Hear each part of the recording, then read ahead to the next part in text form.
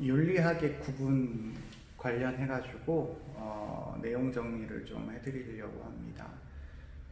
실제로 우리가 오프라인으로 수업을 해야 하는데 그렇지 못한 상황이었어서 혹시나 개념 정리가 따로 필요하신 분들이 있을까봐 이번 영상을 촬영하게 되었습니다.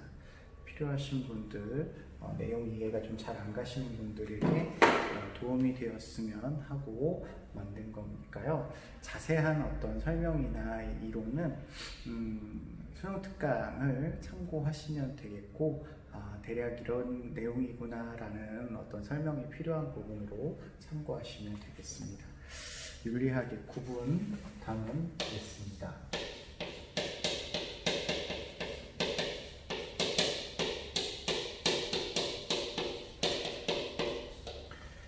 앞부분은 생략하고 윤리학의 구분으로 바로 말씀을 드리는 것은 시험 문제를 중심으로 여러분들에게 말씀을 드려서 그렇거든요. 시험 문제에서는 앞부분보다는 이 윤리학의 구분 부분에서 매번 1번 수능 문제에서 출제가 되고 있기 때문에 이 부분에 대해서 설명합니다. 윤리학은요, 크게 세 가지로 분류가 되는데요. 첫 번째로 우리가 일반적으로 아는 흔한 윤리학은 규범윤리학이라고 이야기합니다.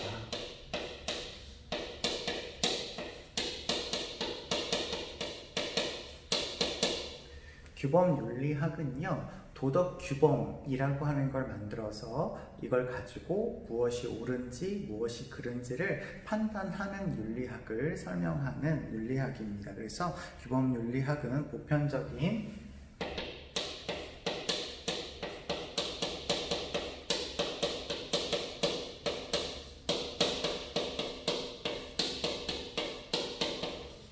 도덕 원리가 되어지는 윤리 규범, 규범이라는 말이 조금 어렵다고 그러면 기준이라고 하는 말로 여러분이 이해해 주셔도 크게 어렵지 않을 것 같아요.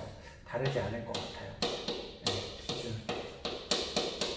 윤리학의 어떤 틀이라고 보시면 되겠고요. 이걸 만들어 가지고 옳고 그름에 대해서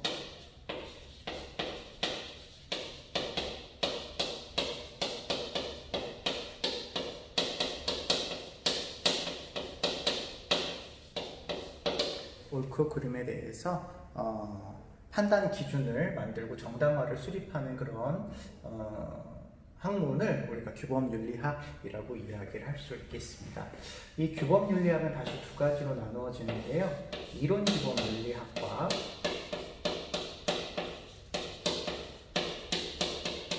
응용윤리학, 실천 규범윤리학이라고 하는 걸로 나누어지게 됩니다. 이론 규범윤리학은요, 보편적 도덕 원리를 적용하기 전에 찾는 것에 목표를 두고 있어요. 그래서 이 이론 규범 윤리학은요, 도덕 원리를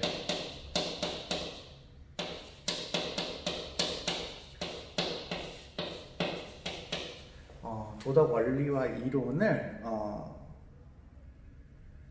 찾는 것, 정립하는 것 하는 거를 얘는 강조하는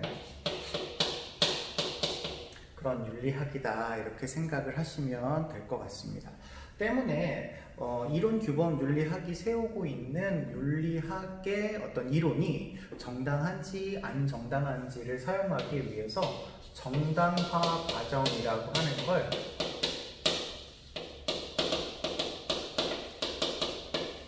분명히 거치게 될 건데요. 이 정당화 과정에서 논리적인 분석, 이런 것들을 타당성에 대한 어떤 검증, 이런 것들을 확인하게 되죠. 그래서 뒤에 배우시는 메타윤리학적인 어떤 과정을 얘네들이 차용해서 쓴다, 이렇게 생각해도 좋을 것 같습니다.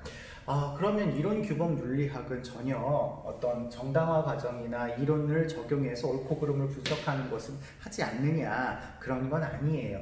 이론 규범 윤리학이라고 해서 이론을 강조하긴 하지만 윤리학이라고 하는 학문의 성격 자체가 실천적인 성향을 강조하고 있기 때문에 이론에 중점을 준다는 것이지 실천을 강조하지 않는다는 건 또 아니다 라고 하는 것까지 생각해 주시고요. 대표적인 윤리 이론으로 이제 우리가 배우실 의무론, 영리주의 이런 것들이 있다. 이렇게 알아두시면 되실 것 같습니다. 그 다음에 아까 말씀드렸던 두 번째 윤리학으로 이제 실천 규범 윤리학,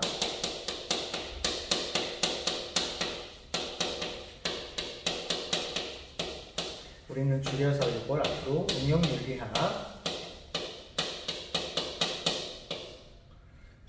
이렇게 부르도록 하겠습니다. 실천 규범 윤리학이 있습니다.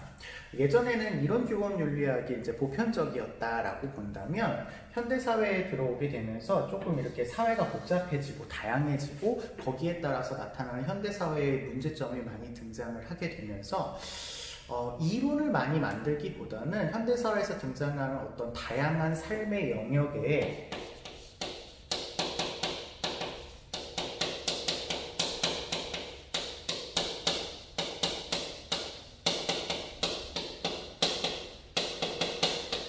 문제점을 해결하는데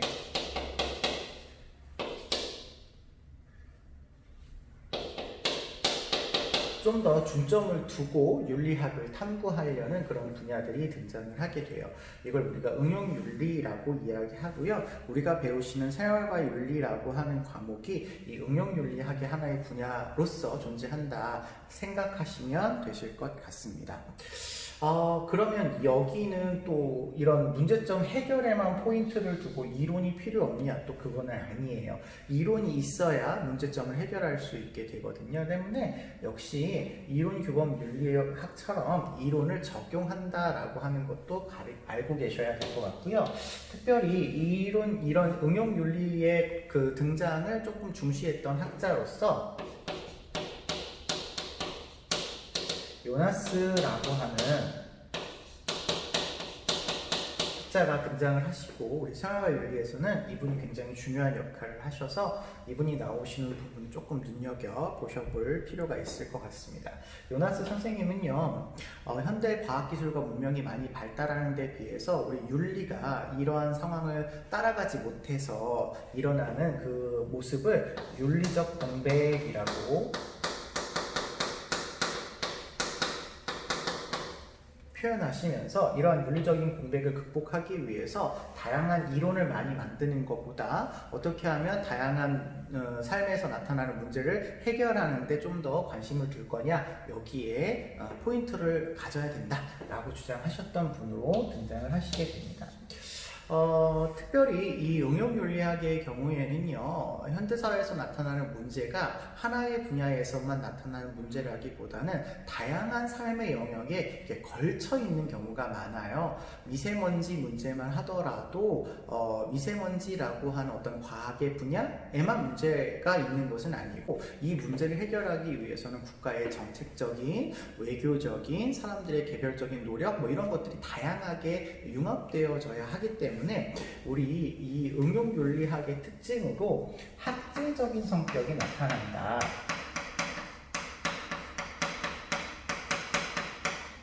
이렇게 이야기할 수가 있겠습니다. 여러 전문 학문들끼리의 이런 그 결합된 어떤 활동을 통해서 문제를 해결하려고 하는 그런 성향이 나타난다라고 보시면 좋겠습니다.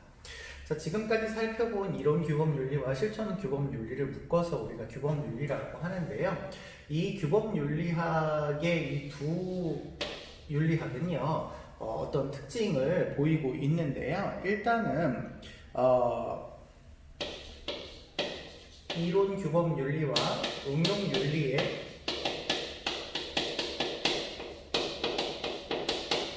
관계라고 이야기를 해볼게요.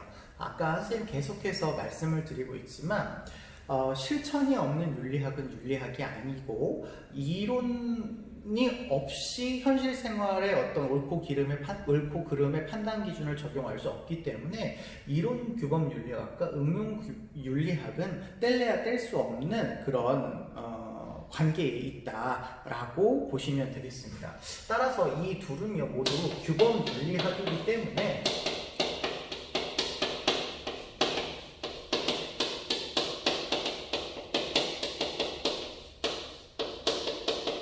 큰 틀에서 보면 규범 윤리학이라고 하는 공통점을 지니고 있으면서 두 윤리학 사이에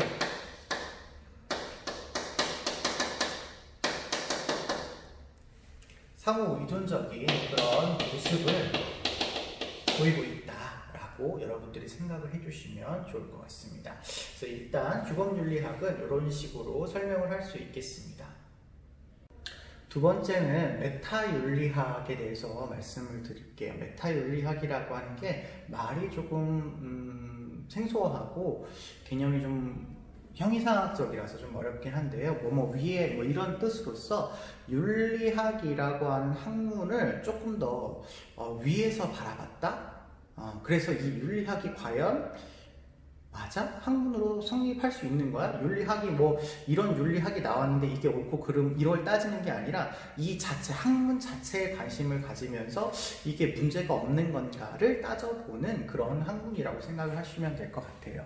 그래서 이 메타 윤리학의 가장 중요한 핵심은 윤리학이라고 하는 거에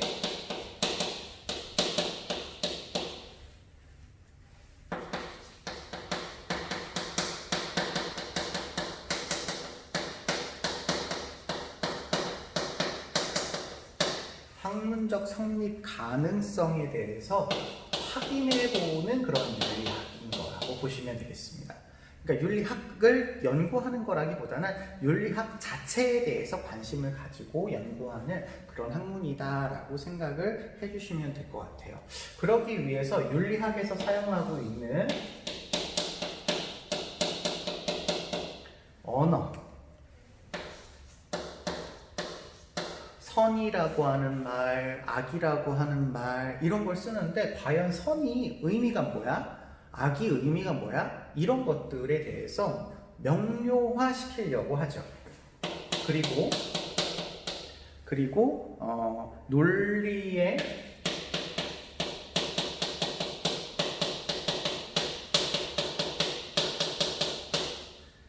문제가 없는지를 확인해보는 그런 작업을 메타윤리학이 하고 있습니다. 이론 규범 윤리라고 해서 나타나는데 전혀 이론이 왜 그렇게 해야 되는지에 대한 논리적인 설명을 하고 있지 않다면 학문적으로 성립하기가 어렵다라고 판단을 내리겠죠. 그렇기 때문에요. 이 메타윤리학은 도덕적으로 어떻게 살아야 된다, 이거는 옳은 삶이고 이거는 옳지 않은 삶이야 라고 하는 것에 관심을 두는 것이 아니라 학문의 어떤 이론이 과연 타당한가 안 타당한가에만 관심을 두고 있어서요, 도덕적인 실천과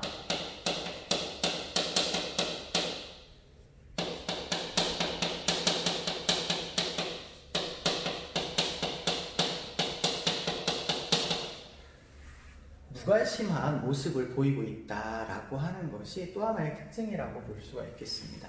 그러니까 이 메타윤리학자들은요, 윤리학이 과연 타당한지 안 타당한지를 과학적으로 검증하는 그런 모습이 주로 나타난다라고 보시면 되겠고, 그 과학적으로 검증하는 과정에 개별적인 어떤 의사, 가치 이런 것들의 반영은 거의 이루어지지 않는다라고 보시면 되겠고, 객관적인 검증을 한다라고 보시면 가치의 개입은 이루어지지 않는 그런 모습이다라고 생각을 하시면 좋을 것 같습니다. 메타윤리학의 접근 방식은요,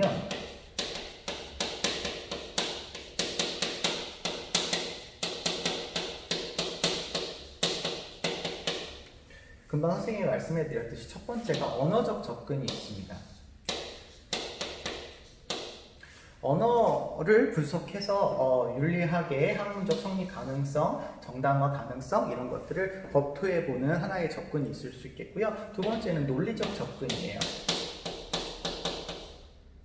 논리를 검토해보는 그런 학문 분야가 있다, 이렇게 보시면 되겠고, 세 번째로는 과연 윤리학이라고 하는 것이 인식할 수 있는 건가 없는 건가 라고 하는 인식론적 접근이 하나가 있었고요. 이 인식론적 접근에 대해서는 예전에 조금 시험 문제에 이 세부 내용이 출제가 된 적이 있어서 한 번만 좀 설명을 해드리자면, 윤리학이라고 하는 것이 과연 학문으로서 성립이 가능해? 불가능해? 윤리의 어떤 객관적인 인식이 가능한가 불가능한가 이런 것들을 이제 따져보아서 인식이 가능하다라고 하는 인지주의적인 입장이 있고, 아니야 인식할 수 없어라고 하는 비인지주의. 인지자를 빼먹었네요. 인지주의. 어떤 접근이 있다라고 보시면 되겠습니다. 인지주의는 도덕적인 어떤 윤리적인 내용들이 이제 객관적으로 인식 가능하다 입장이라고 본다면, 여기는 인식 불가하다 이런 입장이고요. 이 비인지주의가 왜 인식 불가하냐라고 하는 입장에서는 그냥 도덕이라고 하는 건 싫고 나쁨에 대한 감정의 표현이다. 싫고 좋고 뭐 이런 거에 대한 감정의 표현이다 라고 해서 그냥 줄여서 쓸게요. 이모티비즘으로 인식하는 그런 경향성이 있고요. 그냥 이렇게 옛날부터 정해져서 내려오는 규범에 불과하지 뭐 이렇게 얘기하는 규정주의. 이게 어떻게 학문이야, 그냥 단순한 도덕을 이렇게 하라고 하는 명령에 불과해 라고 보는 그런 입장도 있습니다. 그래서 이런 입장에서 메타윤리학은요, 윤리학문의 어떤 이론을 만든다기보다는 그 만들어진 이론을 좀 더 상위적인 차원에서 검토하고 분석하고 검증하는 그런 일들을 중점적으로 하는 그런 학문이라고 보시면 되겠습니다. 세 번째는 기술윤리학이라고 하는 분류가 있을 수 있겠는데요. 이 기술윤리학에서의 기술이라고 하는 말이 중요한데, 우리가 테크놀로지 하는 그런 기술이 아니고 서술한다라고 하는 말의 기술입니다. 그래서 이 기술윤리학은요, 어떤 사회에서 나타나는 윤리적인 현상들을, 예를 들면 그 지역에 있는 어떤 관습이라든지 어떤 전통이라든지 뭐 이런 것들이 있죠.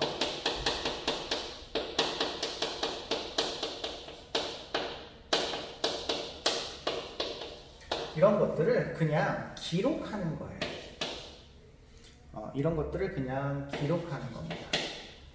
기록하는데 이 기록을 할 때 어떤 의견을 반영을 해가지고 내가 이런 의도로 기록해야겠어 이렇게 하시면 그 기록에 문제가 있을 수 있잖아요. 그래서 기술윤리학에서의 이 윤리적인 현상을 기록할 때에는 단순하게 묘사를 하게 됩니다. 단순하게 묘사를 하거나 아니면 그냥 과학적으로 혹은 객관적으로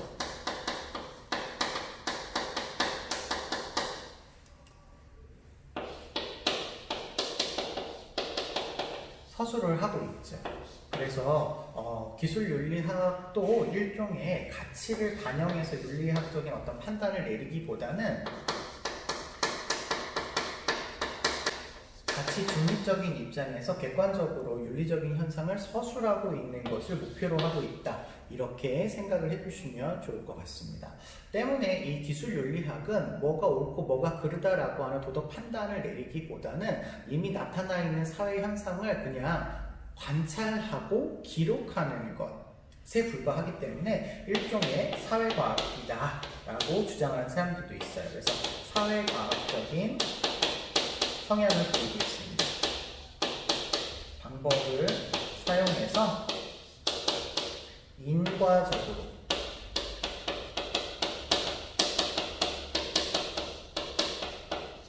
왜 그런 윤리적인 현상이 일어나는지에 대한 원인과 결과를 중심으로 서술하고 있는 그런 모습을 나타내고 있다라고 알고 계시면 되겠습니다. 그래서 윤리학은 이렇게 규범윤리학, 메타윤리학, 기술윤리학 이렇게 세 가지로 분류를 하고 규범윤리학 안에 이론규범윤리학과 실천규범윤리학, 다른 말로 응용윤리학이라고 하는 걸로 나누어져 있다. 이걸 아시고 시험 문제에는 이 아이들의 관점을 비교하는 문제로 항상 수능에서 1번 문제를 차지하고 있으니까요. 꼼꼼하게 봐주시고 그렇게 내용이 어렵지 않고 자주 문제를 접하기 때문에 많이 틀리지 않는 그런 부분이기도 해서요. 선생님이 최대한 간단하게 설명을 해드렸습니다. 여기까지 보시겠습니다.